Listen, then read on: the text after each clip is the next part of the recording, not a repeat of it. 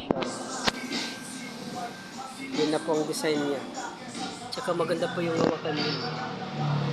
Ito po mga ka-brothers.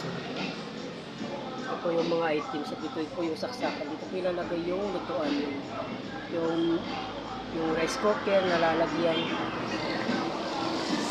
Ito siya. Yan po siya. Yun ang harap. Yan po ang harap mga ka-brothers. Yung burritos 80, nachos 55. Tapos yan po buwan. Ang mura na po mga ka-brothers, pwede po kayong bumili. Ito po yung kitchen dito. Boys and Grills, may kumakain po dun. So mga ka-brothers, ngayon lang po. Kaway-kaway, kaway-kaway. Yan po mga ka-brothers, so kumakain po sila. Anong ulam nyo?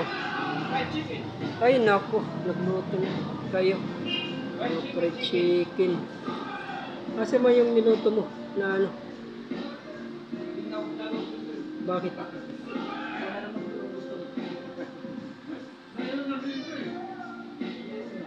Ito mga ka-brothers, ang kitchen ni Papa Budi.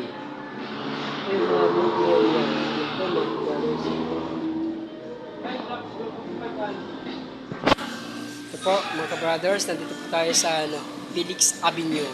Yung location, Felix Avenue po ang pagpapagawaan dito.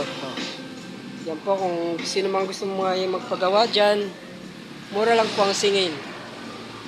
Mga 30k lang po ito. Isang seat na. 30k o sa 50, 55, ganyan. Yan po ang mga pakyawan nito na paggawa ng food court. Po siya, maganda po siya. Yan po yung kalooban niya. Guys, ito po siya. Yan po ang likod. Tsaka nandun po yung wiring. Iba po ang magpapawiring yan. Sa kanya lang po ang pagpagawa. Wait, gumawa po nito si Romel Plaza. Yan. Yan po ang mga side by side. At ito po yung harap. Oh, yes po mga ka-brother. Nakita nyo na po. Okay po. Magpagawa na po kayo. Magandang gabi sa inyo.